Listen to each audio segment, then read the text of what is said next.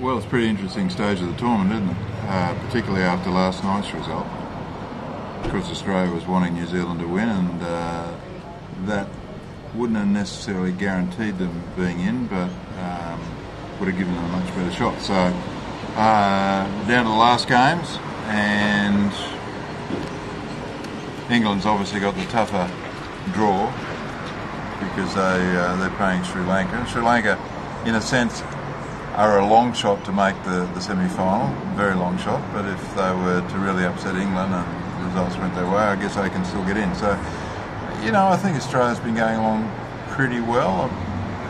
Although, having said that, obviously they got beaten badly by New Zealand the first game, and the net run rate is something that they're really struggling with at the moment. And then I thought, against Ireland, they had a chance to probably win by 70 runs, which would have helped their net run rate again.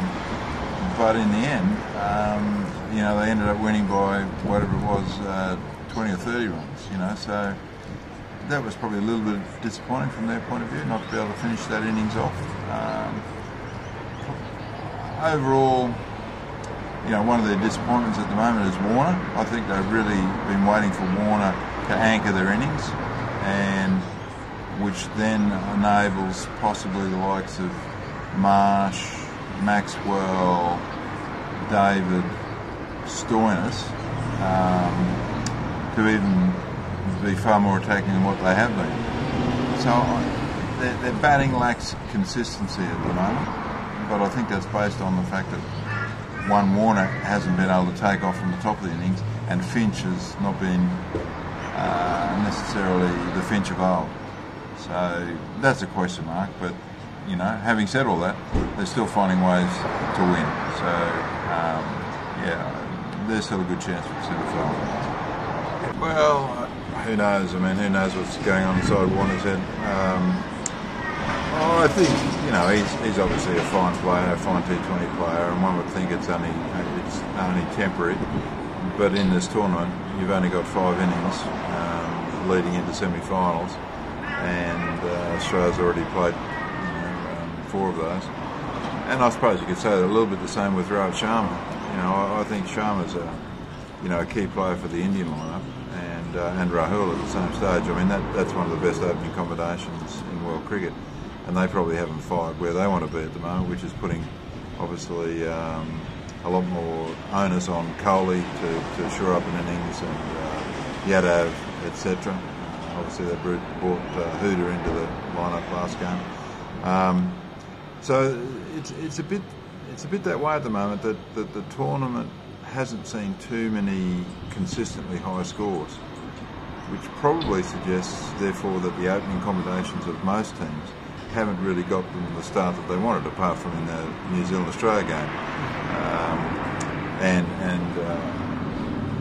That might be due to the fact that the bowling attacks have really been able to utilise the conditions well, but also been able to execute the plans that they have for the various teams. So, but I'd be expecting players like Warner, Sharma in this last round prior to the semi-finals to probably put a score together and then prepare themselves for the semi-finals that way.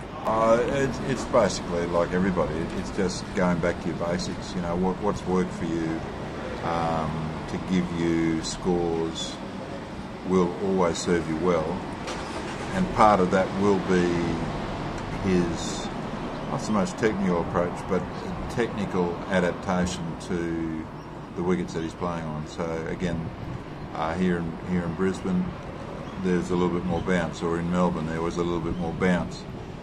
So his adjustment is generally around staying at that wicket just a little bit longer till his game and his mind, the way he's thinking, adjusts to those conditions. Once he adjusts those conditions, then he's fine, he's away.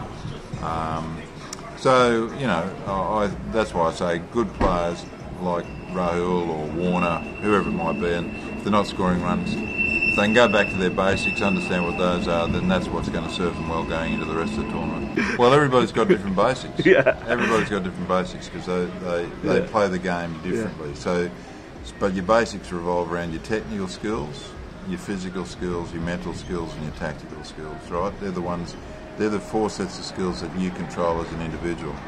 So sitting inside that is Rahul's formula for success. So in his batting, there are certain things that he will do and knows how to do technically. He just needs to actually adjust those, which is really part of the mental and the tactical skills, right? The mental and the tactical skills are saying, well, I know I can play this shot, but is it now the right time? Do I need to give myself 1 more ball, 2 more balls, 1 over more, so that I can get the feel of the pace and the bounce of the wicket? And so that becomes the tactics of the game. So the tactics of the game then are, well, we've got these first 6 overs. Tactically, yes, I'd like to attack. Is it now exactly the right time to attack? So I think it's just him tuning back into his basics, where he's been successful, and then adapting that to the conditions that he's playing on next game, the game after, and so on. And look, Rohit, I think, is exactly the same as Rahul or Warner. I don't think the captaincy is an issue for him. I mean, again, I'm too far away to know that, but he's an experienced player. He's captained the teams before, captained successfully before. So I'm not sure that that's an issue for him. I think it's still just basically him finding his touch with the bat, making sure that he adjusts. Again, those basic skills, whatever his basics are, technically, physically, mentally, tactically, puts that into play next game, and that's really all I think really good players need to do. They just need to make sure that, that's right, that's what I need to do, and away they go. Yeah, look, I think right at the moment, after last night's game, I still think New Zealand will find their way into the final. I think they've got a very good understanding of their game, and obviously they've played some of those big games of recent times, so they know how to get there and they know what to do when they get there. Then, I mean, the semi-finals are going to be interesting to see where teams finish in their pools, so that will influence the crossovers. So whether or not India can avoid New Zealand in the semi-final, if they can, and I've already said New Zealand are going to get to the final. If they can, then I think India might be that other finalist. So India, New Zealand, and more or less India, New Zealand. India, New Zealand, yeah. Well, you were here to see the Melbourne Cup yesterday. Yeah. And it's a bit like the Melbourne Cup field, albeit that there's not 24 or what do we have, 22 racing the Melbourne Cup yesterday. Yeah. But we're really down to probably 6 teams at this point. Yeah. So out of those 6 teams, that's going to become 4. Yeah. That's still hard enough to pick.